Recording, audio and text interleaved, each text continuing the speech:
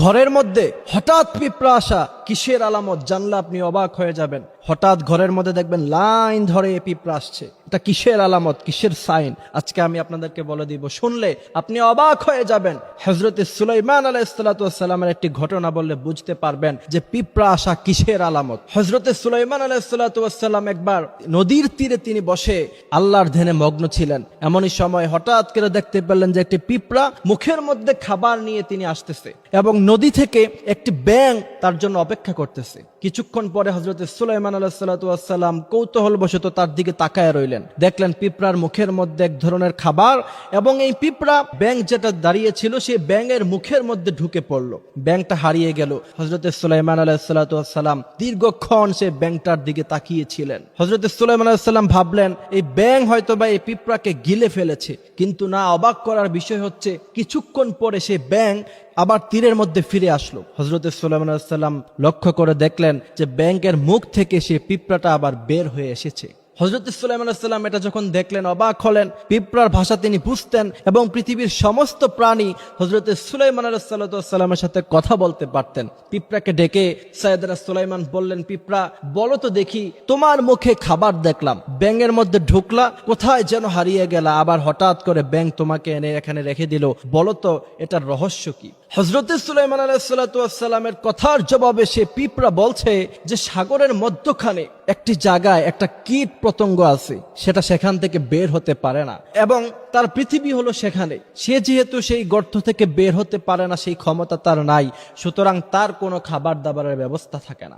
এই কারণে আল্লাহ পাক আমাকে অর্ডার করেছে যে আমি যেন প্রতিদিন খাবারের ব্যবস্থা করে তার কাজ পর্যন্ত নিয়ে যাই এবং এই ব্যাংককে আল্লাহ পাক অর্ডার করেছে যাতে করে এই ব্যাংক আমাকে সেখানে যেতে সাহায্য করে। সুবহানাল্লাহ। হযরত সুলাইমান আলাইহিস সালাম এই ঘটনা শুনে তিনি অবাক হয়ে বললেন, আর কোনো কথা আছে কিনা বলো তো?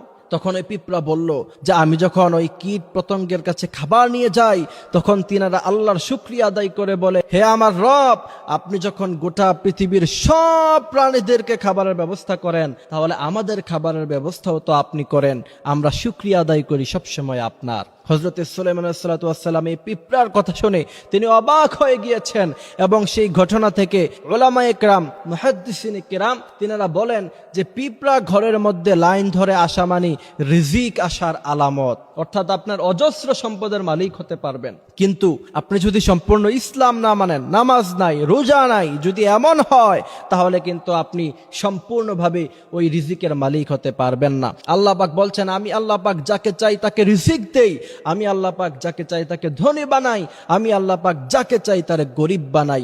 আল্লাহ পাক বলছেন, আমি আল্লাহ যারে চাই এমন জায়গা থেকে রিজিক প্রদান করি তুমি কল্পনা করতে পারবা না। আল্লাহ পাক বলছেন, ওয়ামাই ইয়াত্তাকিল্লাহা ইয়াজআল লাহু মাখরাজান ইয়ারযুকহু মিন হাইসু লা ইয়াহতাসিব, এমন জায়গা থেকে রিজিক প্রদান করব কল্পনা করতে পারবা না, তোমার কল্পনার বাইরে, তোমার ধারণার বাইরে আমি আল্লাহ পাক এত বেশি রিজিক তোমাকে প্রদান করব। কিন্তু তার জন্য নামাজ পড়তে হবে। যদি দেখেন যে পিঁপড়া লাইন ধরে ঘরে আসতেছে তাহলে যথাসম্ভব তাদেরকে মারার কোনো প্রয়োজন নাই। অনেক উলামায়ে কেরামরা বলেছেন ঘরের মধ্যে অজস্র সম্পদের মালিক হওয়ার আলামত বহন করে এই লাইন ধরে পিঁপড়া আসা। আল্লাহ পাক বলেন, সাইয়েদনা সুলাইমান যখন পিঁপড়ার ঘরের সামনে আসলো, একটি পিঁপড়া গোটা জাতির উদ্দেশ্যে ভাষণ দিয়ে বলল, হে সমস্ত পিঁপড়াবাসীরা, গর্তের মধ্যে ঢুকে যাও, যদি গর্তের মধ্যে না ঢুকো লা ইয়াহতিমান্নাকুম সুলাইমান ওয়া জুনুদুহু ওয়া হুম লা ইয়াশউরুন, ধ্বংস হয়ে যাবা। এই পিঁপড়ার কথা এসেছে কোরআনে এবং এই পিঁপড়ার নামে আল্লাহ পাক একটি সূরা নাজিল করে দিয়েছেন। সুবহানাল্লাহ। এই জন্য ঘরের মধ্যে পিঁপড়া যদি আপনাকে ডিস্টার্ব না করে আপনি মারবেন না। আল্লাহ পাক আমাদেরকে এই কথাগুলি বোঝার তৌফিক দান করুক, আমিন।